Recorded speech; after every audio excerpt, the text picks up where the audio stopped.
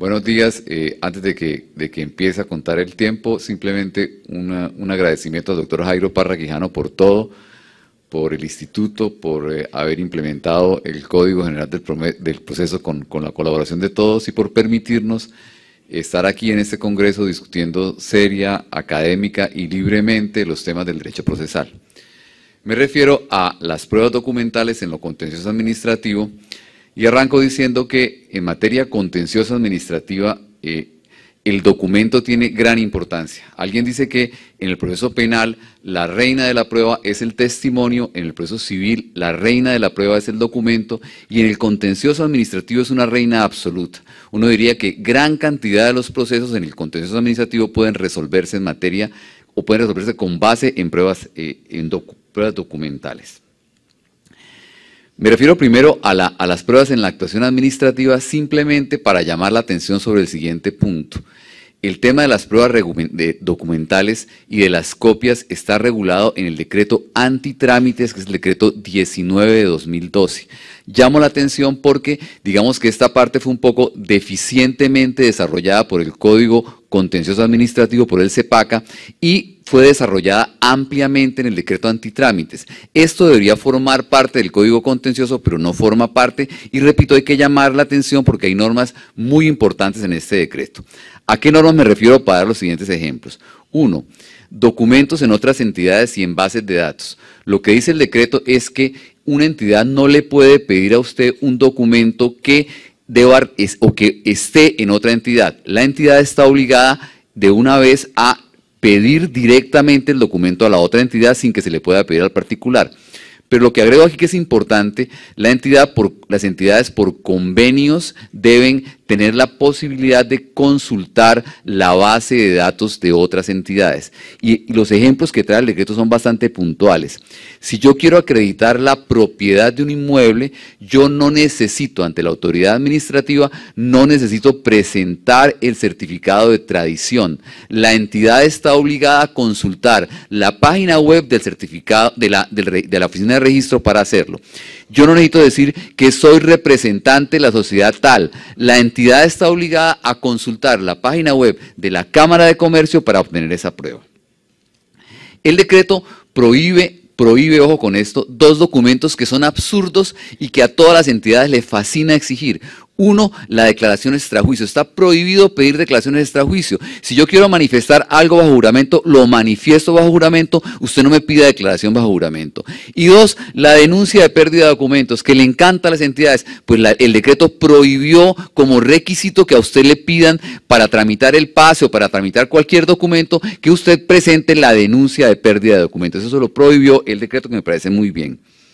Y hay una norma que podría parecer extraña en un código y a los extranjeros les parecerá extraña, y es la del artículo 8. Miren lo que dice la norma. Le prohíbe a las entidades administrativas exigirle al particular en una petición que traigan una sentencia previa que haya decidido la petición.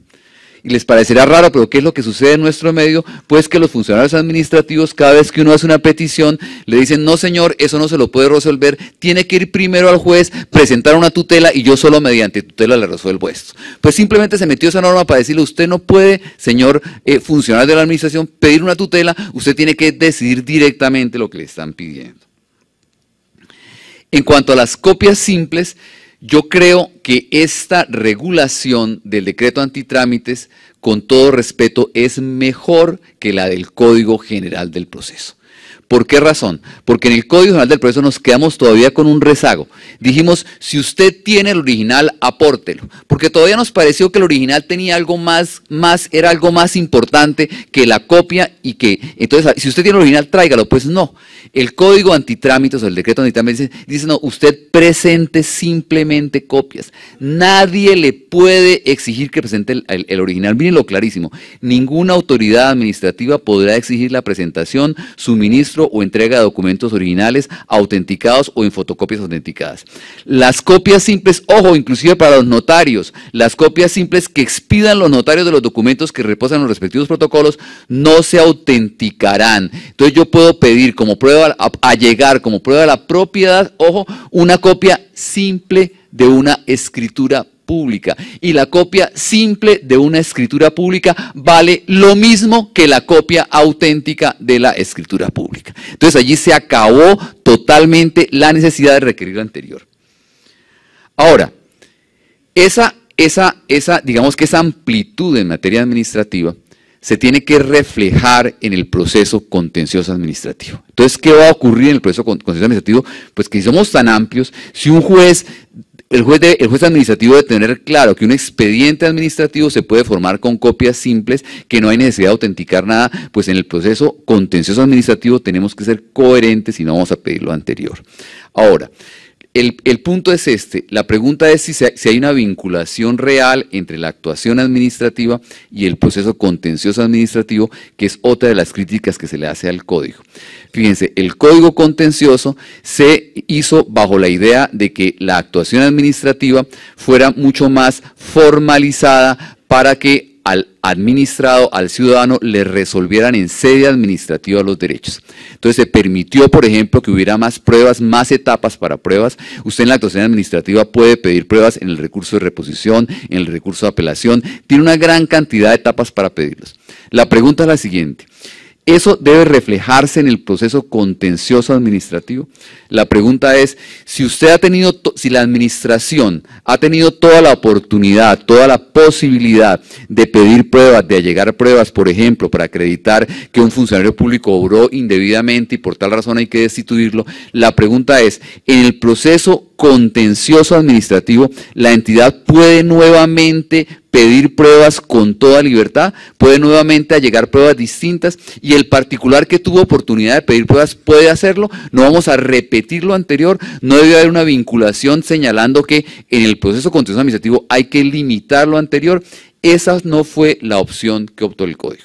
No la optó porque se dijo que la jurisdicción administrativa no podía ser simplemente revisora, sino que tenía que ser una jurisdicción amplia, completa, razón por la cual no hay en realidad en el código una limitación que creo ha debido introducirse. Sin embargo, hay alguna línea jurisprudencial que sí está indicando que la administración y el particular no tienen la libertad de allegar cualquier tipo de prueba. Y fíjense que hay un punto muy importante. Cuando la administración profiere un acto administrativo, si se presume la legalidad y se presume la veracidad de ese acto, es porque la administración ha debido agotar la etapa probatoria y ha debido cumplir esa etapa para realmente tener un acto que tenga esa presunción de legalidad y de veracidad. Entonces lo que dice simplemente la jurisprudencia es lo siguiente: en principio, las pruebas decretadas y practicadas en la vía gubernativa son las que permiten al juez examinar la legalidad de los actos administrativos. Dice luego que, sin embargo, esa libertad no es totalmente amplia, que las pruebas que deben pedirse son solamente aquellas que sean conducentes, pertinentes, útiles y que guarden relación con las que ya se practicaron en la vía gubernativa. No se trata de traer pruebas que nunca se adujeron ni se trata de suplir la negligencia en la etapa administrativa. Y por último, hay una disposición en la ley antitrámites que también tiende a lo anterior y se refiere a que que cuando la entidad haga, digamos que tome decisiones en actas, lo que consta en actas no puede probarse de ninguna otra manera. Si usted presenta un acta, la administración no puede presentar en el proceso pruebas para acreditar hechos que debieron constar en el acta, lo cual es muy importante como garantía para el ciudadano, porque a lo que uno tiene acceso es al acta y simplemente la idea es que no le pidan una prueba distinta. Ahora, en materia judicial, yo creo que en materia judicial sí que es importante el cambio. Yo creo que uno diría que era chocante, era absurdo ver providencias judiciales en las cuales, digamos que por el hecho de que no existiera una copia autenticada, se negaba el derecho. Antes de lo anterior me refiero al tema de las páginas web, que me parece bien importante. En el tema de los documentos en la página web, la idea que venía trayendo ya la jurisprudencia es simplemente que lo que conste en la página web se debe tener como un hecho notorio.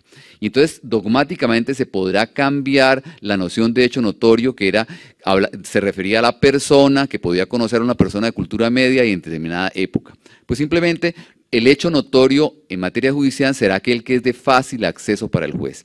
Y si es de fácil acceso para el juez, simplemente habrá que decir que todo lo que esté todo lo que esté en la página web debe ser conocido por los jueces. Entonces, uno diría que hay algunas decisiones del Consejo de Estado que habría que criticar porque no corresponden a lo anterior.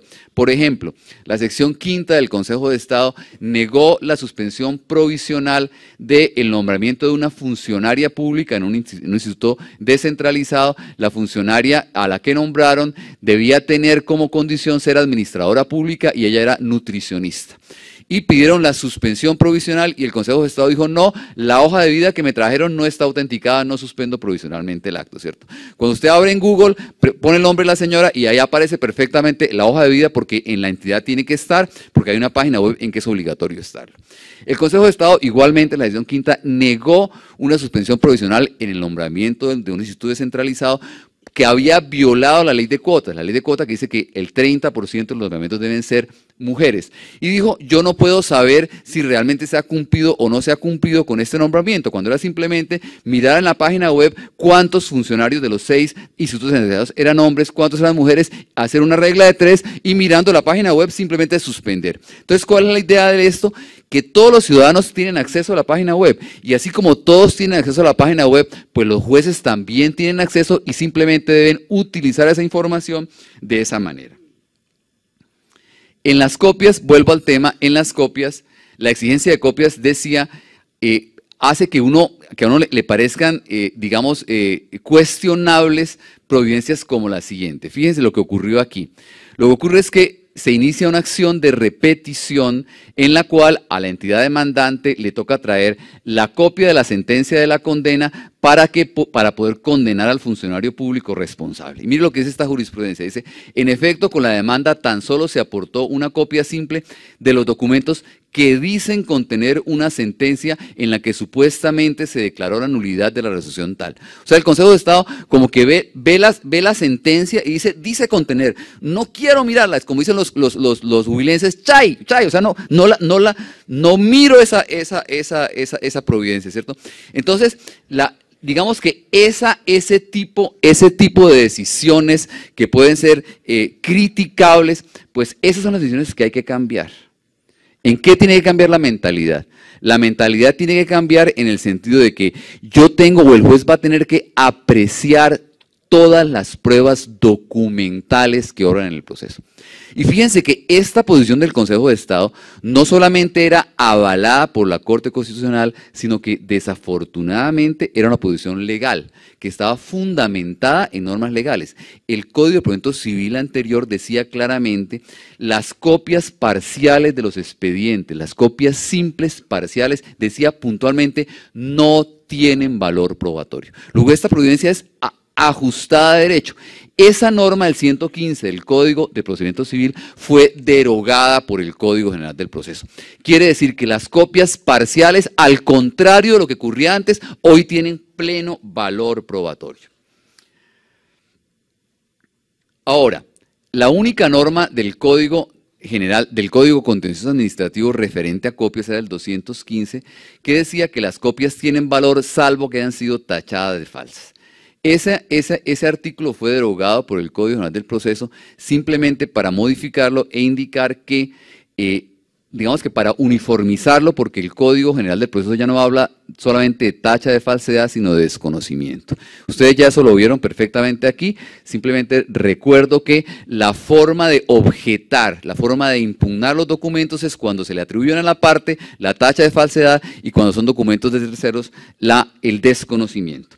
Me parece que es muy importante referirnos a una norma que puede generar dificultades, que es el artículo 246, y se refiere al cotejo. Entonces, la primera parte de la norma indica que las copias, todas se presumen auténticas. Pero miren lo que dice la segunda parte, sin perjuicio de la presunción de autenticidad, la parte contra quien se aduzca copia de un documento podrá solicitar su cotejo con el original o, a falta de este, con una copia expedida con anterioridad a aquella. El cotejo se efectuará mediante exhibición dentro de la audiencia correspondiente. Ojo con esta norma. A esta norma no le podemos dar el entendimiento que algunos abogados le están dando y que es totalmente equivocado. Usted no puede contestar la demanda y decir simplemente, al contestar la demanda, exijo el cotejo de todos los documentos presentados en copia simple por el demandante. Y entonces con eso, pues simplemente acabamos la reforma. Porque ¿qué estamos diciendo? Usted tiene derecho a presentar copias simples, pero si la contraparte le pide cotejo, usted tiene que llevar a la audiencia las copias auténticas o originales. Y ahí no haremos hecho absolutamente nada. Ese no es el entendimiento que hay que darle a esta norma. Creemos que a esta norma hay que darle un entendimiento distinto. Uno, pedir el cotejo no es una forma de impugnación. Si usted cree que el documento no es auténtico, usted tiene que tacharlo de falso o desconocerlo. Pero el cotejo no es una forma de impugnación. Dos, usted no puede pedir el cotejo sobre documentos que usted tenga o que usted puede conseguir. En el caso de la sentencia, usted no podría decir, oiga, el cotejo no, pues si quiere la sentencia va y la pide original al tribunal y punto. Eso no puede hacerse para documentos que las partes puedan conseguir. Tercero, no destruye la presunción de autenticidad. ¿Qué quiere decir esto? Si la parte no presenta el documento en la audiencia, eso no quiere decir que el juez no lo valore, el juez tendrá que valorarlo. Y para hacerlo, lo que tiene que preguntar el juez es, ¿por qué razón usted pidió el cotejo y cuál es la razón que justifica que usted no traiga el documento?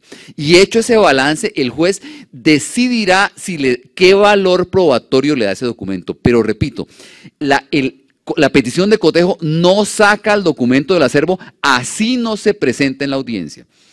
¿Qué querría decir exactamente?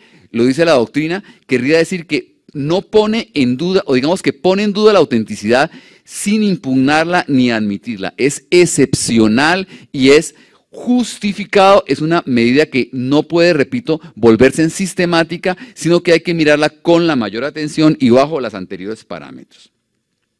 Entonces, digamos, ¿qué es lo que cambiaría en materia de prueba documental?